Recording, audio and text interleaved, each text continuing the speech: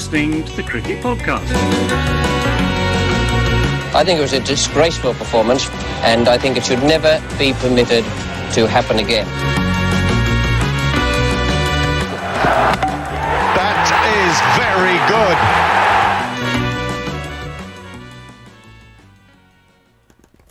Hello everyone and welcome to the Cricket Podcast, where today we will be talking about the half a day's cricket that we got on day 3 of the test match between India and England. It was a good half day's cricket though. It was a good half day's cricket. There's plenty to talk about. I'm excited to do that. My name's Jack Hope. I'm joined by Ross. How are you doing, Ross? Couldn't be better because Bangladesh have just gone 3-0 up in the series against Australia. So, feeling pretty good over here. Is that the one thing that brings Britain or England and India fans together, is seeing Australia lose? Well, just the fact that they've not figured out white ball cricket whatsoever. And it really, really excites me when there's someone who's worse at cricket than England. But Moises Henriques, yeah, he's the future of T20 cricket, and we're joined by Ashwin from Edges and Sledges. It's a collaboration episode. How are you doing, Ashwin? Good. I spoke before you introduced me, so that's my bad. Podcasting faux pas 101. But no, it's great. Happy to be here. Like I was saying before we went live, I wish we had more cricket, but I'm trying to. If maybe one of your listeners is better with numbers than I am. I'm trying to figure out when the last time we got 450 overs of cricket in an English summer test, because it feels like every single time you're not only battling the pitch and the other team, but you're also battling rain and timing. Yeah, I don't know if it's ever happened, actually. It's certainly been a long time. Ross, do we have any messages for our listeners and viewers before we get on with talking about the cricket? Yeah, if you are watching this video, please like this video and then subscribe to the channel if you don't already. Follow us at the Cricket Pod on Twitter and Instagram. And if you need a cricket bat, go to Woodstock Cricket and use the code TCP25 where you'll get 25% off one of their brilliant cricket bats. Good point. And head over to Patreon, patreon.com/thecricketpod to get some Patreon stuff, which you'll enjoy. Ross, your video has frozen, so you might want to reset that, because that was the only way to fix this yesterday. But we can hear you loud and clear. Would you like to summarise the day's play? I would love to. So Rishabh Pant, in his typical fashion, came out swinging, whilst Rahul steadily accumulated. England fell into the too much sun cream on hands trap and lost their ability to field. Jadeja, and England thought they were going to wrap up things quite easily when he threw his wicket away. But no, Donald Bumrah came to the party and he blitzed England's peroxide Sprite for 6 and led India to a 95-run lead. India's response was relatively blunted as the ball stopped hooping around, and then England unfortunately came off for rain at 25 for none. Yeah, so quite a bit of a damp ending to a game. Yeah, literally a damp ending to the game. All of that means that, at the end of the day, England are 70 runs behind India with a couple of days to play. We expect it to rain tomorrow, I think, and we'll get into what we think might happen tomorrow and our predictions for the test a bit later in the show. But let's get back to the morning session, Ashwin.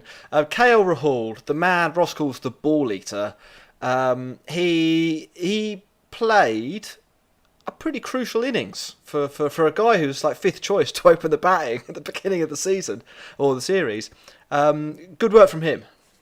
Yeah, honestly, he was nowhere on our list for as an opener, right? As you start going through the list of potential openers, etc., and I won't go through them all, but you have Rohit, of course, who cemented his spot, Shubman Gill, Mayank Agarwal next, and some people thought about Vihari. We have enough depth of openers. Rahul has been fighting for a middle order spot.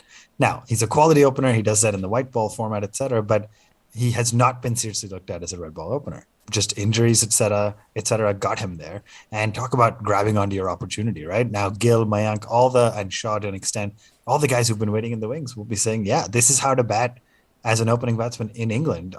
84 runs, lasted 214 balls. In a game like this, we're not talking about strike rate. When you see the opposition, who's the home team, get out cheaply, your goal is, as an opener, is not get out. And I think he did great. Like, disappointed for him. He got out to a phenomenal delivery when he did. But yeah, talk about not being in the selection set maybe like 7 or 8 days ago. Nobody was thinking about Rahul as the opener. And now he's sort of sealed his spot, at least for one more game, you'd say. I had every faith. I had every faith in him. I believe if there's going to be a format that suits a guy who just loves batting and She just loves facing delivery. He faced over 200 balls today. He won't even care about the runs. He'll literally be sitting there going, he'll be phoning his mum and being just like, oh my God, you'll never guess what I did today. Double century in balls faced. Just batted all day. I got to spend all day at the crease. It's perfect. It's a win. I tweeted something controversial from the main account, so sorry if you picked up on any of this grief, Ross. I said, and I don't know if you two will agree with me, it sounds like you might not, that I would be a little bit surprised if he scored more than 150 across the next potentially 9 innings of this series.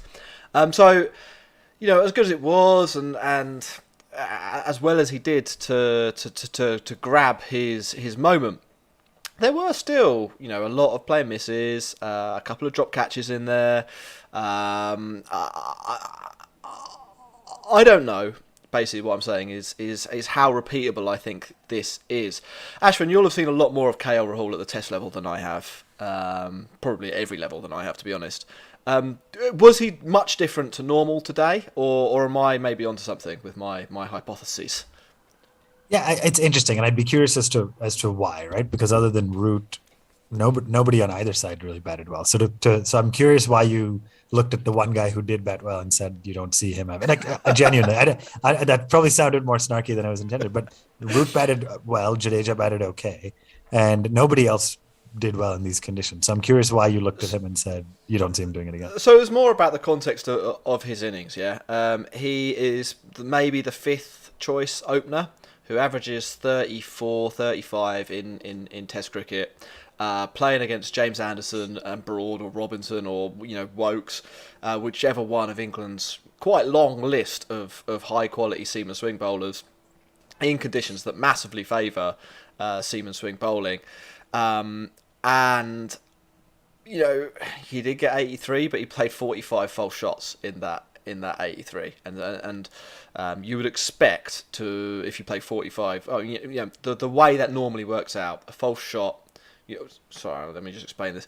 10 to 15 false shots per dismissal, basically, is a good barometer per wicket for Test cricket as a whole. So he had a little bit of luck today. I'm not saying that he didn't play well or necessarily that his technique didn't work. It was more a comment about how hard it is to open the batting in England, particularly against the English bowling lineup, and that.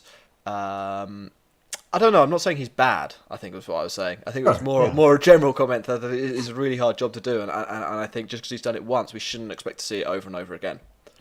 Yeah, I don't disagree. I think you're right. It is a tough job, and he did absolutely have mistakes out there, etc. As you look at his career as a Test player, he basically played most consistently kind of 16, 17, 18, and then has not been a mainstay in the side since. He's toured with the side. They slotted him at number 5 once, number 6 once, I think he played. He opened a couple of times. So he hasn't got a consistent run, and that's because, 2018 was a rough year for him with the red ball. And so as you now start to look, okay, there's a couple of things. He's had a couple good years with the white ball, strike rate dropping significantly. So as you look at IPL or even international cricket, he's not striking as quickly as he did. Maybe he's maturing more as a batsman, starting to put a higher price on his wicket. The second thing that's really interesting is he has this little shuffle, like a lot of modern batsmen do, as the ball's coming in, right? And England has some quick bowlers, and Robinson gets a lot of bounce, etc. His shuffle used to be very, very large. He used to take this big step backwards, and then with his back leg, his right foot as a righty, and then put his left foot forward and try to get down to block the balls out. He's significantly reduced the length of that shuffle, and I don't take credit for this analysis. They showed it on screen. But as you watch the difference between where he was a couple of years ago and where he is now, he's giving himself that, whatever it is, 0.1, 0.2 seconds extra. And you did notice that. You did start to see him feel like he has a little more time on the ball than he used to. Somebody like a Rohit always looks like he has so much time till the ball gets to him. Rahul hasn't historically. Except when he gets bounced. yeah, except when he gets back, especially the last over of the session, right? Oh, that was so painful. But yeah, so you know what I mean? He looks like he's getting a little bit more time on it. So I'm optimistic. There's certainly no guarantee he's going to continue doing well, but every single batsman who's played majority of good innings has gotten lucky. The last time Kohli broke his bad streak in 2018, I guess it was, he got dropped off of Anderson early on before he went on to make that century, right? And so sometimes you got to make your chances count. Absolutely, yeah, and he was really good. Another guy, Ross, who I don't know if he took his chance because he should at least be a mainstay of the India side. Jadeja, he took the scores from sort of, India, not, I don't want to say struggling, but they weren't in a dominant position. He batted really well to put India on top. A fantastic innings from him, I thought. Yeah, I think it was good up until a point. I think actually managing the tail is a big part of being like a number 7 or number 8 batsman. And actually, I think he kind of panicked a little bit. I don't think he needed to come out and try and smash absolutely everything. I think it was that Ollie Robinson over that he got out in. Every ball he was trying to hoon for 6. And actually, like Shami at the other end can probably defend a couple. He can probably survive the last ball of an over. Like Jadeja can try and marshal it. I think he probably left about 20 or 30 runs out there because he was in. He was the in batsman. He was the senior batsman, and I think he threw it away a little bit. There was kind of like signs like Pant in the World Test Championship final, but just not quite as severe. Oh, I think it'd be very harsh there, to be honest. But I think it's paid off, right? So the Indian selectors obviously chose Jadeja to have an impact with the bat as well as the ball. I'm sure he'll bowl more in the second innings. Thakur took the important wicket of Joe Root in the first innings, so maybe that toss up between Ashwin and Jadeja has actually gone in their favour for this one. So it's probably a good thing. But some of his hits and the way he applied himself, I thought it was really good up until that point. And ultimately, it didn't really matter. Bumrah came out and decided that he's going to slay everybody everywhere. So fair play to the man who averaged 2 as he was going in. Before we get on to Bumrah, Ashwin, just a quick question for you. What did you think of the Indian selection? Would you have had Ashwin in there instead of, well, probably not Jadeja, but maybe Thakur? Yeah, it's tough. I mean, honestly, with England getting out for 183, you have to say it made the right call. I would have taken, if you asked me first innings of the first Test match in the series, and England bats first, wins the toss, bats first, and gets out for 183. I would have taken that, right? On paper, it's so hard. You have Ashwin and Ishant both in the squad and not playing. That's 719 combined wickets, Test wickets, not playing, right? Like just benched, and it's unbelievable when you think about it like that. Yeah, they're both getting older, etc. What we talked about on Edges and Sledges, which I think is interesting, is 5 Tests is a lot. With the kind of workload they've had, these players are also going to leave, go straight to the IPL, straight to the T20 World Cup. So I expect a lot of rotation with bowlers. I think Jadeja at 7 has cemented his spot. And so really the question comes down to, is it a 2-spinner pitch or not? And we have a little bit of PTSD from the World Test Championship where we went 2 spinners, the final, went with 2 spinners because that's our best strength in our game plan. And they barely bowled because it ended up being a 4-seamer type of wicket and we only had 3. So it's tough. I don't rate Shardul very highly. Anybody who listens to our show knows that. So if anybody listening now has also an Edges and Sledges listener knows, I don't rate him highly at all. I don't think you should be picking a quick bowler on his ability to bat because he made a first ball duck and he might make 30 runs the next time he bats. But he's not. You can't pick your frontline bowler on his ability to bat. And given that, Ishant is a better bowler than him. Tell that to England selectors when we pick a spinner. Fair. I mean, there are points when England in the white ball game bats to 10. So you have more depth of options. I guess we're going to talk about it now. But I think we've had Adil Rashid at 11 in some of our recent matches. Who has a lot of runs. He's got 5 first-class centuries or something, yeah. That's only 2 less centuries than Jadeja has domestic triple hundreds. Ross, the India tale, and we see this on Twitter a lot. I guess we don't have to live it, so it's not something that pains us. But the India tale is not known for being particularly good. Today, though, they contributed big time. As somebody who wanted England to win, how frustrating was it when after they got rid of Shardul Thakur and after they got rid of Jadeja, Bumrah and Shami and Siraj were smacking Curran and Robinson round Trent Bridge? Really frustrating. Purely on the fact that it happens time and time again. And I think it's one of the weaknesses of Joe Root's captaincy of actually closing out an innings. It's almost like they have this big high of going, oh, we've just made the really key breakthrough. And they kind of think it's over. They're just like, oh, we'll bowl anyone and get these guys out. I'm not saying that a guy like Bumrah comes in averaging, 2.14, I think they put it up on the screen. You're not too worried about him.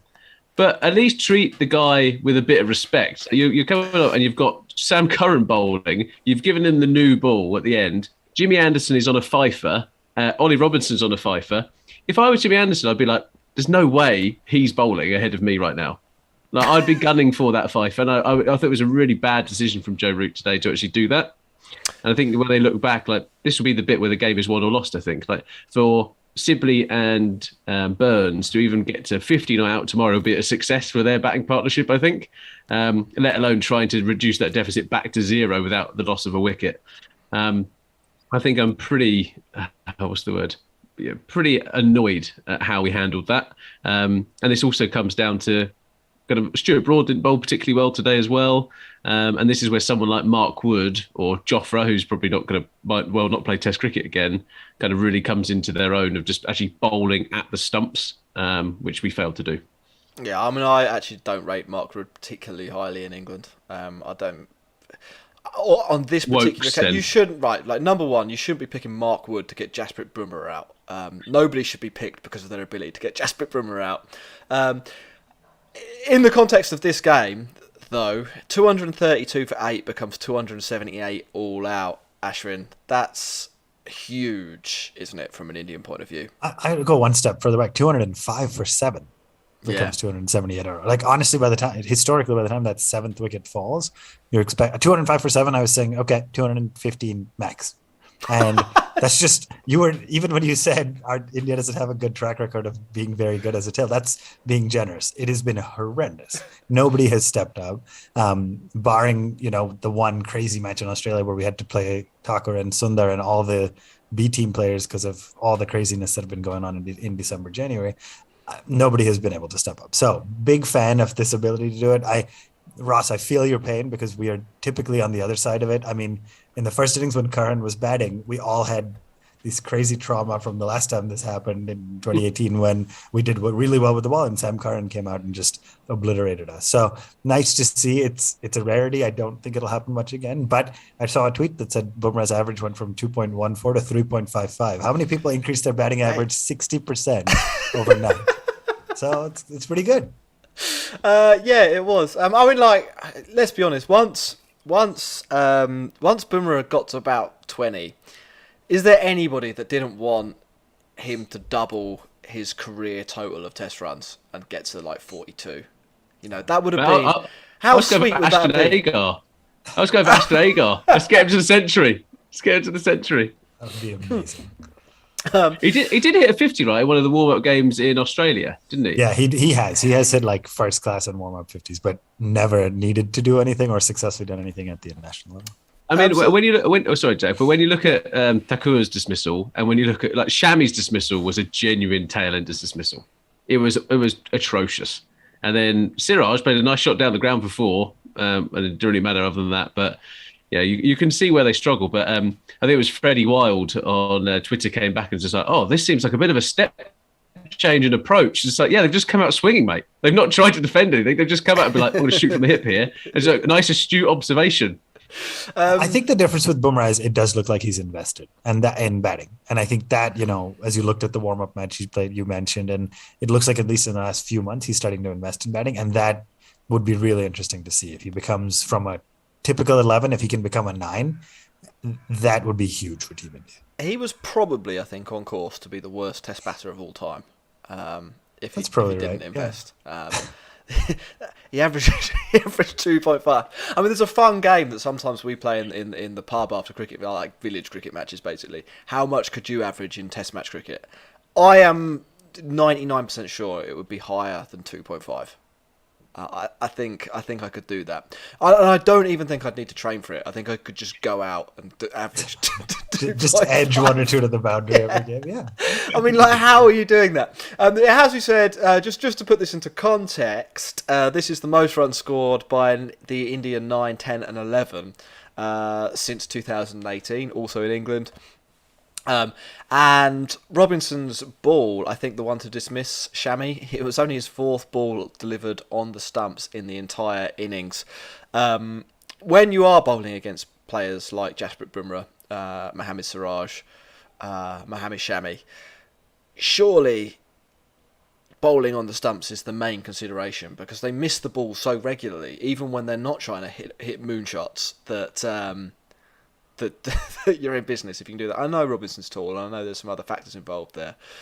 Maybe it was bad captaincy from Root. Don't bowl your bowler that never bowls at the stumps at that point in time. I don't know. Ross, question for you. Well, there's a couple of other things that we wanted to talk about, actually. We've done the India tale. England's fielding let India off the hook a couple of times, didn't it, throughout the match? Yeah, it was more than a couple, I think. I mean, Joe Root dropped a sitter off KL Rahul. Rahul was dropped twice, right? Sibley in the first yesterday, and then Root today. Both should have been taken. I think you wouldn't see like a good test team normally drop those. I think England are now only second worst. Well, I think Bangladesh are the worst in the slip cordon. But when you're in England, there's an awful lot of chances that go to the slip, so you have to be pretty good in there.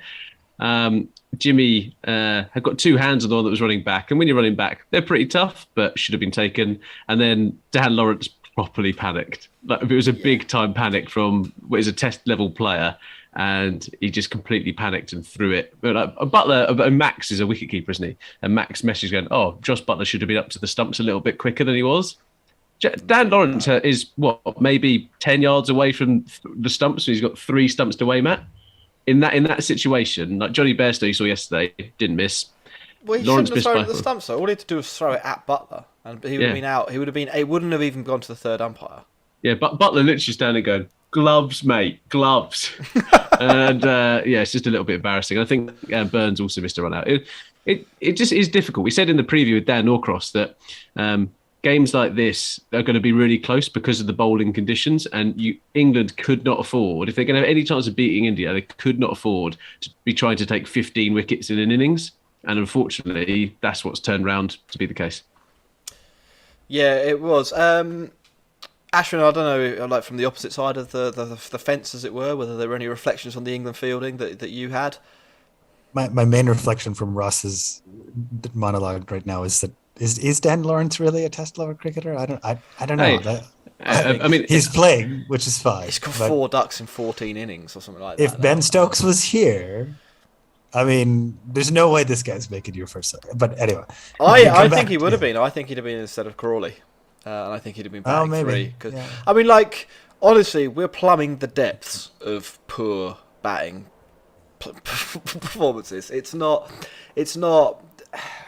You know, there's a thing going on in England at the moment whereby they've invested a lot of time in a handful of players, and it will be really embarrassing if they have to turn around, drop them for the long term as well. Because if you get rid of Zach Crawley, or you get rid of Dan Lawrence, or you get rid of Ollie Pope, it's not going to be for a game. It's not like if Ben Stokes didn't play well for 4 matches and you gave him a match off, he'd come back in. He wouldn't have to go back to county cricket to prove that he could bat.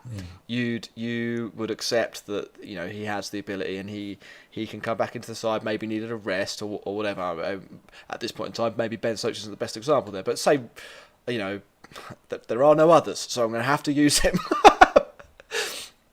I mean, sorry, just to close the other guys on fielding. Yeah, I was going to say just on fielding, Broad did take a pretty good catch right at the end there of Bumrah. I was half expecting that one to be dropped, and it was interesting to see Butler kind of get better as the 3 days progressed. Right, early on he was struggling to actually pick up the ball, and Robinson's deliveries bounced so high. Anderson was getting a ton of swing, so it's not easy out there. Made me start to appreciate a little bit about what Rishabh Pant has accomplished as a keeper, because like a few years ago in these conditions, he would have been dropping everying. Oh, we didn't mention that yesterday, but he was great yesterday. Yeah. So he's growing, and that's nice to see, and as is Butler, honestly. I mean, definitely a few advantages for Team India while England was in the field, but I'm sure we will repay the favor soon enough. Yeah, I need to get myself a Rishabh Pant shirt. I think there's a lot of love for him from this side. Well, which one are you going to go for? The Delhi Capitals, the Test shirt, the India ODI? Oh, I don't know. I don't know. Regardless of which one you pick, you will be admired on Edges and Sledges. We're all big fans of Rishabh Pant. Actually, what I reckon is going to happen is Rishabh Pant's going to come out with his own clothing line. That's what I reckon. I reckon that's in the future. I reckon like Freddie Flintoff. Pants by Pant, and he's just got Rishabh's pants. Yeah, Rishabh's pants. Yeah, that's it. That would be pretty fantastic. Ross, final word on this innings, I think, should probably go to Robinson, who did pick up his second Test fifer. I thought he bowled pretty well. He's I don't want to say one-dimensional, but he is very good at one thing, and that, if you're going to be good at one thing as a bowler, the thing he is good at is the main thing to be good at, right? Yeah, I enjoyed Michael Holding just being like, it's all about the control you have as a fast bowler. And this guy just puts it there, puts it there, puts it there. He's also a massive dickhead. He's got a bit about them, and it takes a certain kind of person to be a fast bowler. But there is just something about him that, I don't know, I both like it and I hate it at the same time. You're almost like glad he's on your team, but he kind of reminds you like almost not as good or maybe not as fiery as Alan Donald, but there's kind of a bit of chat. There's a bit of kind of, and it's not banter. I mean, did you see Dom Sibley today telling Siraj to fuck off, which was quite, I thought it was quite funny. I like that battle because it's not a personal thing, right? It's typically not a, do you know what, I really hate this guy in front of me. It's just in that heat of sport, there's some stuff said, you go across the boundary, have a beer or whatever, and just let bygones be bygones. But I'm not sure Ollie Robinson having a beer, but carry on. Oh, sorry, yeah. Ollie Robinson comes off the pitch and he's probably harbouring that for a long time. He's got like a diary where he's got a little book that kind of be like, I don't like Rahul anymore. I'm going to tell him this next time I play against him. Maybe. I mean, like, back to his bowling, I thought he was pretty handy. Yeah, really good, really good. I mean, taking a fifer in Test match cricket is a good thing, right? Like, there's no way 100%. Around it. What I thought was interesting, and Ashwin, I don't know if you've been subjected to the English commentary or whether it's different in the US, but like the whole way through the day, the discussion was about whether he'd be any good in Australia from the commentary booth.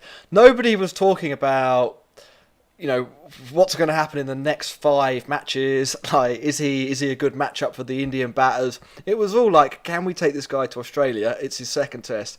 It felt a little bit off. I mean, if you didn't get the same commentary, there's not really much you can comment on there. But yeah, so I do get the same commentary, but it's also on, the games are during my workday, so it's on in the background, but it's on mute. So I don't listen to it, which is honestly not the worst thing in the world. Like, sometimes the commentary is better. I know my brother Varun always listens on mute. He's like, I'm done. I can't listen to the same drivel over and over again. But that is interesting. I mean, that's just the standard we set for people now, right? Like, you see a good young Indian batsman playing in his second test, and commentators are saying immediately, is he going to be able to bat in South Africa? Is he going to be able to bat in England? In Australia, it's like, guys, let this kid, you know, settle in, understand the ability to like play the red ball, and then figure out overseas tours. So it's annoying, but that's just how this goes. I mean, I will say, even for like our text thread amongst the three of us for our show, I think by lunch on day one, we were discussing the playing 11 for the second test. So that's just who we are now. This is just what we do. It's just about till lunch to decide, hey, are we going to keep Shardul or are we going to change somebody up? So this is just who we are as cricket fans.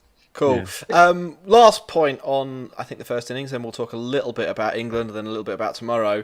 But before we do any of that, like and subscribe and leave a comment because we want to beat that YouTube algorithm or the iTunes and Spotify algorithm. We'll beat all the algorithms. That's what we are now, people who are trying to beat algorithms. Ross, Sam Curran as the fourth bowler in the 4-bowler lineup. I can see you shaking your head. You're finally back. It's not really worked, is it? If we're going to be honest with ourselves, it's just not really worked. But at the same time, like, I don't think the spinner would have made much difference in this kind of innings as well. Like, I just think that if Mark Wood was fit, if Chris Wokes was fit, if Jofra was fit, they would obviously be in that side. And I know that England are kind of picking him for his batting, and that kind of worked out. Got what, 27 in the first innings, I think. And I think, and then when it came to bowling, like, what was it? Let me get his figures up. So 15 overs, 2 maidens, 0 for 57. When you're going at nearly 4 and over, you're not doing the job you're in the team to do. In a match where the run rate's 2.7 or something like that as well. But then at the same time, like, Joe Root absolutely did him over, I thought. Like, with a new ball, like why put him in that situation? But then he doesn't help himself. He's trying to bounce Bumrah out, and Bumrah just slapped him to the boundary. And that was the bit where I was just like, you know what? Tail between your legs, off the fine leg you go. You're not having another over today. Like, there was just, going for 14 off that final over he bowled was a bit embarrassing. Yeah, I thought it was funny when they took him off and brought Anderson. It was like, Dad, come, we need you. Let's talk just briefly then about the beginning of the England innings. What I thought was really noticeable was that India weren't able to get the ball to move as much as as they had in the first innings, as much as England had. Ashwin, I don't know if there's much to read into that in terms of how the bowlers were bowling, or whether it was just a bit, one of those weird things you get. Maybe it gets a bit windy or whatever. Yeah, I honestly don't think they bowled badly, other than the no balls, which I was looking quickly. There's 4 no balls, which is just not acceptable when out of 25 runs. It's just too many. But I don't think they bowled badly. I don't think they were getting a lot of swing, which made me start to think through, is it atypical, or is this an atypical England wicket where it starts to get a little easier to bat?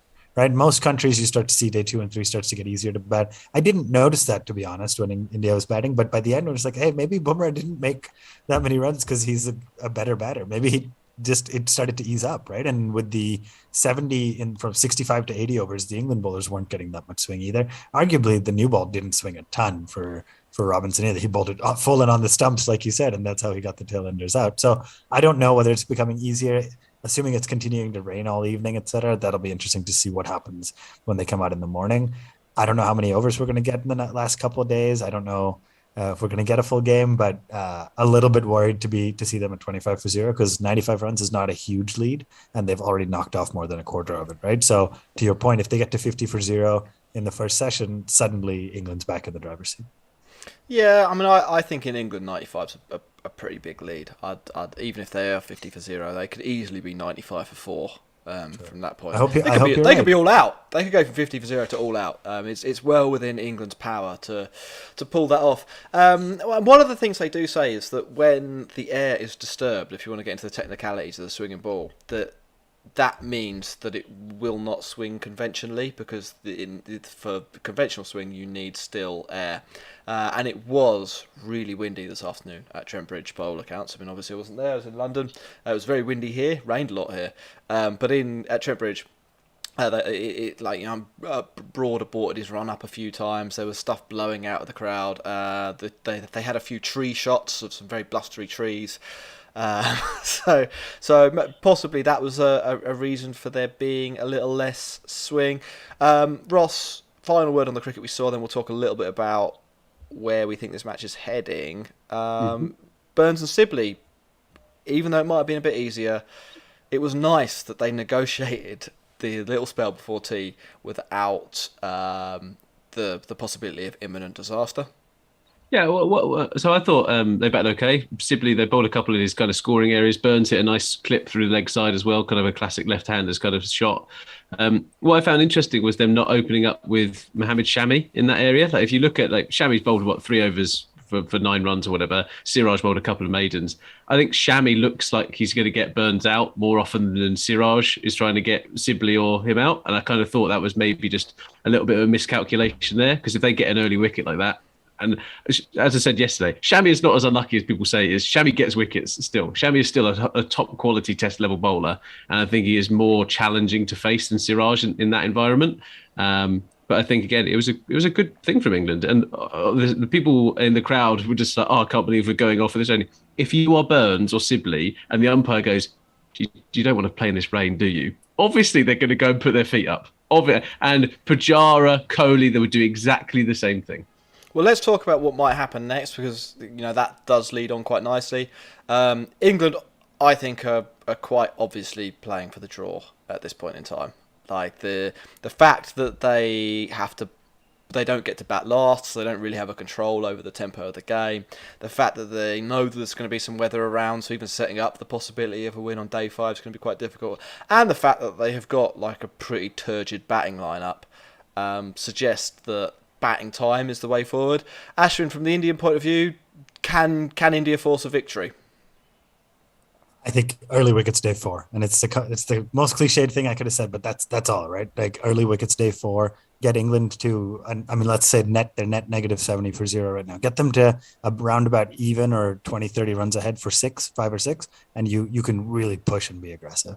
I think, and India's done well historically or recently, if you will, with 4th innings chases, but that doesn't mean it's going to happen every time. 4th innings chases are very difficult, more so in England than Australia. So I think if England's able to get the lead to anything over almost even triple digits, right? Which is another 170 odd runs from here to get to a lead of over 100. And England will back themselves on day 5 with even 40 or 50 overs to try to get 10 quick wickets. I mean, if you were able to get Pujara and Kohli and Rahane, 3, 4, 5, who many people have said are probably the top 3 middle orders in the world, maybe the best middle order in the world on paper, and you're able to get them each out for single digits or 0 in Kohli's case, I think England will back themselves. But you got to get that 200 runs more from where England is today. India can probably force a win with, like I said, 5 wickets for the next 100 odd runs, which is a tough ask. Yeah, Ross, where do you see this match heading? Draws? Rain.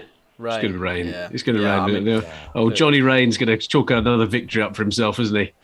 Johnny Rain is, he's going to salvage England here, I think. He will eat up the overs, as he does. Hasn't got a particularly high strike rate, but it is annoying. It really is time. annoying. So I was annoyed to this. So yesterday, when Cole was chatting, it was like, who's going to be annoyed and do a rant about the weather? Today, it was annoying because we'd lost time in the game, and then they knew what the forecast was, and yet they still went off for tea for 25 minutes or whatever it was. And then immediately as they came back from tea, it started to rain again. They should just be like, do you know what? It's more than likely going to rain in an hour. We've got hundreds or thousands of people in this ground who have spent £100 a ticket. Why don't we just forego tea for this and actually do that? And it was just a little bit. They're not playing to the spectators. Do you know the really dumb bit? They're not allowed to start the game early because people's trains don't arrive in Nottingham in time to start before 11 o'clock. So they let an hour go by between 10 and 11 where it was sunny, it didn't rain. Is that really true? Yeah. So that's why test matches start at 11 in the UK. It's because the railway network doesn't get people into city centres. I don't, to be honest, Ashwin, I don't even think it doesn't get them there. It's about off-peak tickets, so it would be a bit more expensive for them to go earlier. They could be getting free. They'd be getting free cricket, so they could just turn up at 11. But anyway, because of that, they didn't start. And then they came onto the pitch for, I think, 3 balls or something ridiculous like that. And they went off because there was a rain shower. I don't think it was a long break. I think it was only a few minutes. And Joe Root was like, "What the hell are we doing here?" I mean, like, let's think this through. But it was. Well, cricket doesn't help itself sometimes. Yeah. You just play. I mean, like, what's the? And has anybody asked the fans? It's like, hey, would you rather miss 30 overs because your train doesn't get there, but at least know that it's being played? Every fan would say yes. Yeah. Well, they're not going to play 30 overs in an hour anyway. Sure, they're just like, we've only bowled 6 overs. Oh, great. Because why? Pujara asked for another drink. It's just like, you've backed for 8 balls, mate. Calm down. Right, Vibor, thank you very much for your super chat. Ross, do we have any questions or anything else that we need to cover? Because I think we're coming to the end. I mean, it's delicately poised. We all sort of think it'll be a draw, right? Yeah, I think so. I think we do need to laugh. And Stan Weasler's got in contact and said we need to laugh at Australia before we go. We laughed at the start of the show about Australia. They are now. There is a bit of credit we need to give to Bangladesh here. Like, Bangladesh are turning over this Australian side. I love all the bits on our Twitter at the moment where Justin Langer's lucky to be in a job because it's all about the baggy green. And I think it's really great to see them getting trounced by the Tigers. So viva la Bangladesh is what I'm going to say. Any questions about the match that was played? Someone, where's your mama, put Phil Tufnell ? So I'm not really sure what that actually meant. I think that was the worst test batter of all time, Phil Tufnell. I mean, right. Monty Panesar, in my mind, is the boss of terrible batting. Well, you mean the Wall of Cardiff? A lot of people say Chris Martin, yeah, but I think, from my generation, slightly younger than the Chris Martin lovers, Monty was tragically bad. So Monty Panesar came to play for the cricket club that I played for when I was younger, and he wasn't allowed to bowl because England would decide they got to protect him. He was playing for Sussex at the time, and he played as a batsman. I think he batted at number 3, and he got a 50. So I mean, yeah, but he's playing club cricket. I mean, he's playing with people who like work in a pork pie shop in the week. It's not. I think Bumrah could get a 50 against your club. So let's be clear. So it's possible. He probably would. If you could average 2.5 at Test cricket, Bumrah would average 50 at club cricket. Not a that's chance. the Not a chance. Not a chance. There is no way that translates. There is no way that All right, translates. sure. Right. The sad truth is we'll never know. So we just Wait. Here's a bigger question. Ashwin, what's your batting average? I would probably say it's mid to high single digits. So it's probably somewhere between 5 and 9. What would you average in Test cricket if you were just transplanted into it? 0. I don't think I would make a run. I'm self-aware enough about my shortcomings, but I've seen like those clips of guys. I was telling you because I play and watch a lot of tennis. I've seen those clips of guys who's like, yeah, I think I could take Serena Williams' serve. If you haven't watched it, go to YouTube and watch it. She's like putting 50% on her serve, and they're like ducking for their life. They can't get anywhere near the ball. So there's this huge rift between club sports and professional sports that we often take for granted. So I'll stop. I'm just saying I averaged 68 this year. I'm not saying that the North East London Cricket League and Test cricket are comparable, but if we were going to compare them, I would be one of the players in that league who you think would do well in Test cricket. And I will leave it at that.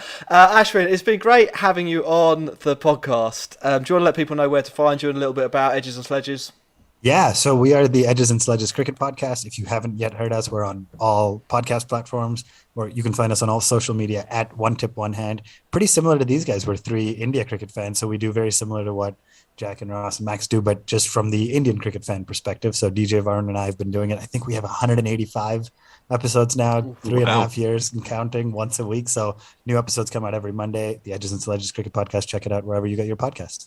Thanks for having me on, guys. Yeah, no worries. It's been an absolute pleasure. We've really enjoyed it. Ross, do you want to tell listeners where they can find us and all that stuff? Like this video. That's what you all need to do. Like this video, subscribe to our YouTube channel, find us at The Cricket Pod on Instagram and Twitter, and get in contact and leave a comment because, still, as much as even lockdown's over, Jack still has nothing better to do with his life than argue with you in the comments. So do it on Twitter. It's much easier if you all go to Twitter and argue with me there, though. I'm not a multi-format guy. Thank you very much for watching. Thank you very much for listening. Have a good day. I'm going to be back tomorrow with Dan Weston. Ross, I don't know if you're about. It might just be me and Dan. Who knows? Who knows? So it's definitely, we've got Dan Weston back tomorrow. I know he's got some extreme thoughts about the England Test team selection, and that'll be really worth tuning in for if you want a Dan Weston rant. Have a good one. Bye-bye.